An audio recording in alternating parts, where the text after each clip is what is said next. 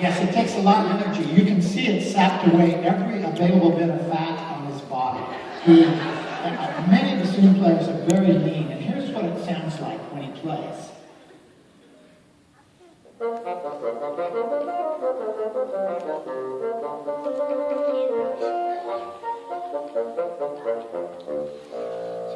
What's your lowest note on that? Can you play it for him? You don't have to tell me, just play it. That's it? What if you put a sock in the end of it? Okay, what about your highest note? That's the right spring, isn't it? Okay, that's the end of the woodwind section. So what did we hear? We heard flute section, a flute and piccolo, an oboe, a clarinet, and a bassoon. Now we go to the brass instruments. And brass instruments don't have a reed to make their noise. They make the noise with their lips. And when he buzzes his lips into the mouthpiece, here's what it sounds like. The students love making that sound. And plus, you can kind of tell whether they're good or bad players just from that buzz. And here's what it sounds like if he doesn't use any fingers.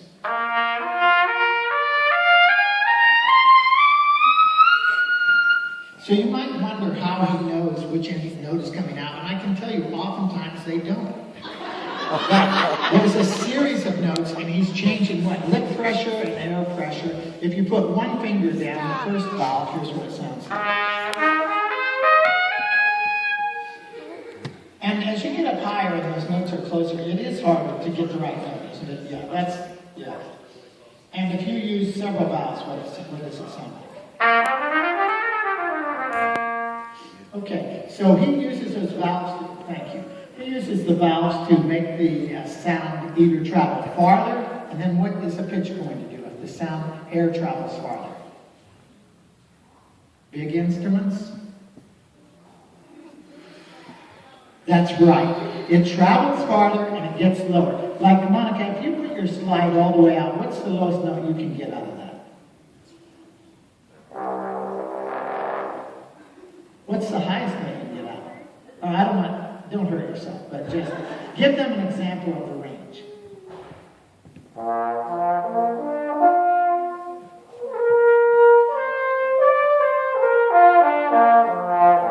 So with trombone, Derek pushed down valves to make the air travel farther. She just moves her slide, and here's what happens.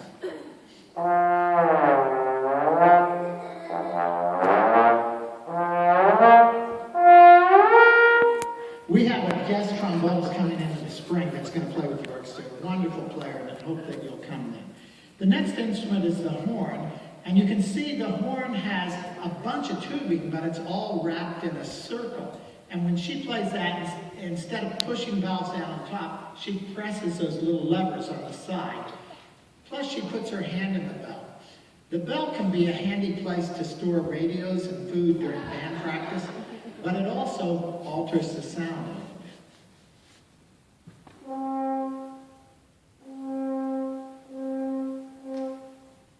Thank you very much. What about a range, Pat? What would your top and low notes be?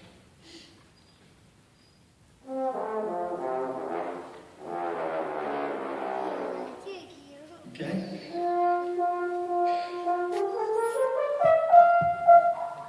And every band and orchestra program needs a lot of horns. They have separate parts. 4 horns are written for the variety of the music, for most of the music.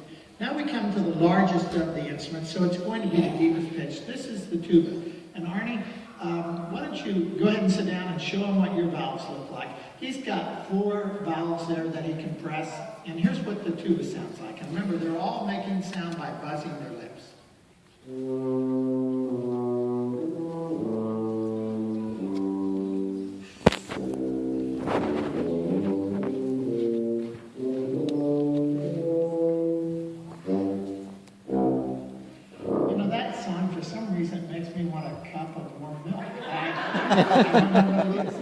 So that's the tuba, that's what it sounds like. He's playing a little solo from a piece called The Composers, led by Lemony Snicket. Now back in the percussion section. This will be fun. Let's start with the timpani. We have 2 of these pitched drums back here. And you'll all be able to see them after the concert. You can come up on stage and see all of the instruments. Generally not touch them, but percussion, you can touch them all you want. If he tightens up the head on the percussion, the timpani, it goes up. If he loosens the head, it goes down. So he has to sit back there and get the right pitch all the time. Across the section, we have the bass drum over here, and then we have xylophone. Then we have cymbals there, and some tom-toms, some snares, and what else? We have piano in the percussion section, and you'll hear a bunch of those things going on during Green Eggs and Ham. The gong. I've been given the gong many times. We'll start here with the double bass and the strings. So all the strings have 4 instruments, and watch his left hand, what he does while he plays.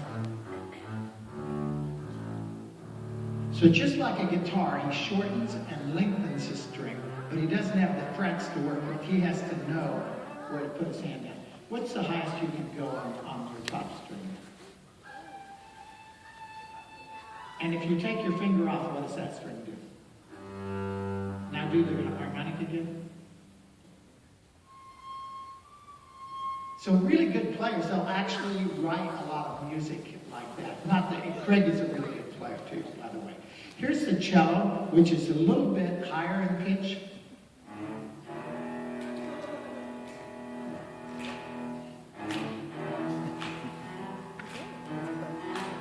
Do you guys notice? They're too little. Just keep going while I do the other sections. These are the violas, which you probably think they look just like the violins, but they're actually a hair bigger and a little bit deeper tone.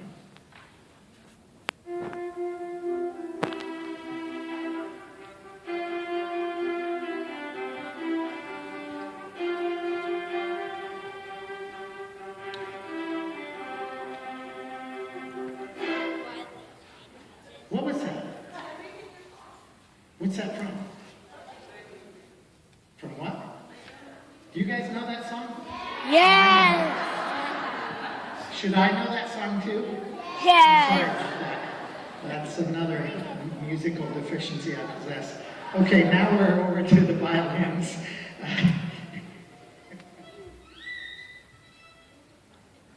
Anything.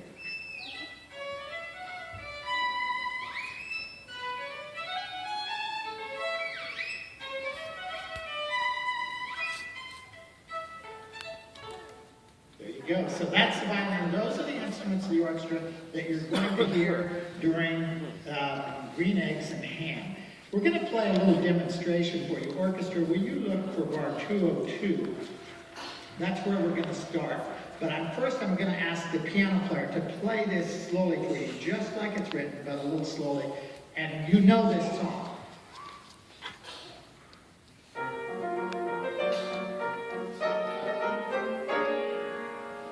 Do you know that song? Mm-hmm. What if do you know how to play it without? I forgot. I've been working on the railroad. Do kids even sing that song? Do they know what a railroad is? Yep. So that's what it sounds like. And here's what happens when he puts it with the full orchestra. This is it.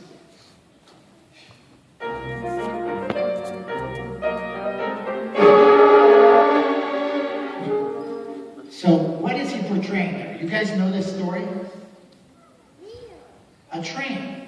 He's portraying a train. And he does this very clever in the music many times. So we're going to start the piece, and then you'll welcome our soloist on, and I think you'll really love this. Green Eggs and Ham. Let's take one more A, can you, for everybody?